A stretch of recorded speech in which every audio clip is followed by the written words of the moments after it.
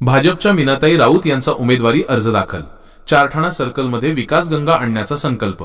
चारठाणा जिल्हा परिषद गटातून भारतीय जनता पार्टीच्या वतीने अनुभवी नेत्या आणि माजी सभापती सौ मीनाताई नानासाहेब राऊत यांनी आपला उमेदवारी अर्ज आज निवडणूक निर्णय अधिकारी शैलेश लाहोटी यांच्याकडे अधिकृतपणे दाखल केला। अर्ज भरण्याच्या शेवटच्या दिवशी कार्यकर्त्यांच्या मोठ्या उत्साहात ही प्रक्रिया पार पडली। अनुभवी नेतृत्वावर पुन्हा विश्वास। मीनाताई राऊत या चारठाणा सर्कलमधून 5व्यांदा निवडून आलेल्या अभ्यासू लोकप्रतिनिधी आहेत।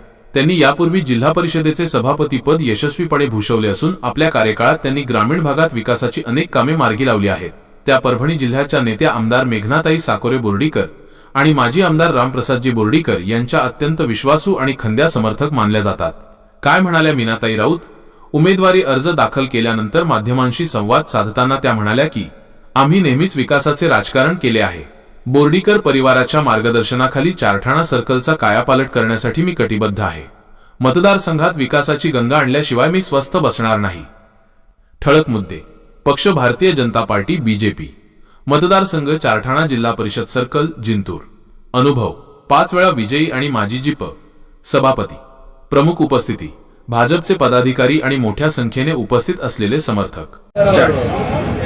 आज जिल्हा परिषद पंचायत समिती निवडणुकीचा फॉर्म भरण्याचा शेवटचा दिवस। आज भारतीय जनता पार्टीने सक्षम असे 10 जिल्हा परिषद सदस्य आणि 20 पंचायत समिती सदस्य या ठिकाणी घोषित केले।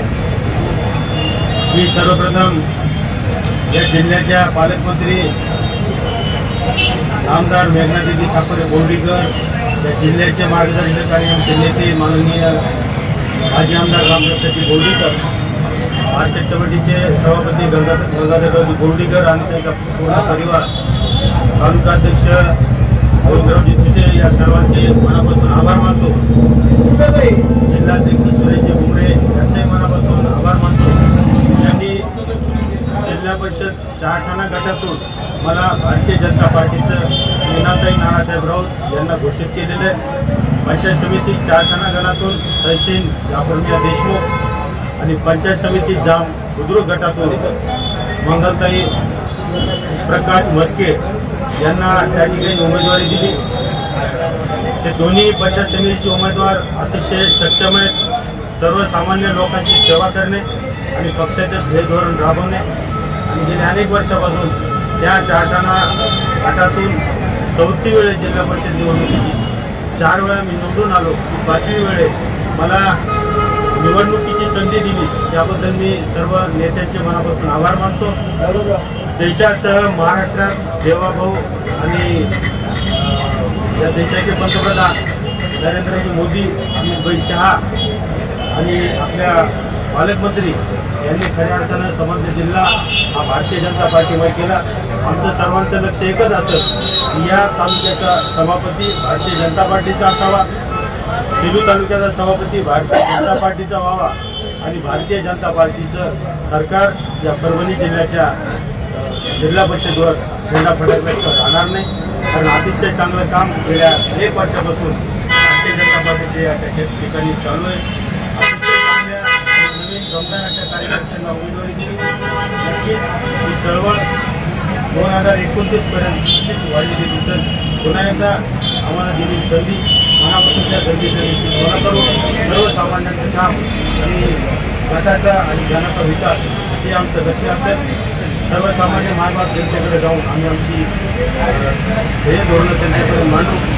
आमच्या काही भविष्यात काही झालेल्या चुका असतील त्या चुकाची दुरुस्ती करू आणि भविष्यात कुठली चूक न होता सर्वसामान्य माणसाचं मन कसं दिसतंय असंच हे तिन्ही उमेदवार काम करतील। मी पुन्हा एकदा या जिल्ह्याचे नेते आणि जिल्ह्याचे जिल्हाध्यक्ष, तालुका अध्यक्ष आणि पालकमंत्री यांचा मनापासून आभार मानतो आणि आजपासून खऱ्या अर्थानं सर्वसामान्य जनतेमध्ये न्याय मागण्यासाठी आणि त्या खुर्चीवर या दोघांना आणि मीनाताईंना बसवण्यासाठी निश्चितच सर्व कार्यकर्ते ताकदीनिशी काम करते। गेल्या अनेक वर्षापासून हे कार्यकर्ते आमच्या सोबत आहेत। मी माझी कमाई जर काय असेल ती कार्यकर्तेच माझी कमाई आहे। गेल्या अनेक वर्षापासून मी धनसंचय नाही केला, परंतु कार्यकर्त्यांचा संचय मात्र केला। तो अजून किल्ला अजूनही कायम आहे। एकाच गटातून निवडणूक लढवणारे नानासाहेब राऊत एकमेव माणूस उमेदवार आहे. बाकीचे प्रत्येक वेळा प्रत्येक गट आणि गण बदलतात. आता मी गट आणि गण यामुळे बदललं नाही. खऱ्या अर्थानं ग्राउंड लेवलला माझं काम आहे. या 3-4 वर्षात जरी काही अंतर पडलं असेल तर त्याची भर मात्र येणाऱ्या 5 वर्षात निश्चित केली जाईल. मी पत्रकारांनाही मनापासून आभार व्यक्त करतो, त्यांना धन्यवाद देतो की वेळोवेळी तुम्ही सुद्धा आमच्या ज्या काही राष्ट्रीय न्याय अन्यायाच्या बाजू असतील आपण पत्रकारितेच्या माध्यमातून यूट्यूबच्या माध्यमातून जनतेसमोर मांडता. त्यामुळे तुम्हालाही धन्यवाद. आणि आता तुमचाही आम्हाला निवडून आणण्यात महत्त्वाचा वाटा असतो. या निमित्तानं कार्यकर्त्यासाठी तुम्हाला विनंती केली की जे जे काही आमचं चांगलं आहे ते दाखवण्याचा प्रयत्न करा. पुन्हा एकदा धन्यवाद. जय हिंद, जय महाराष्ट्र.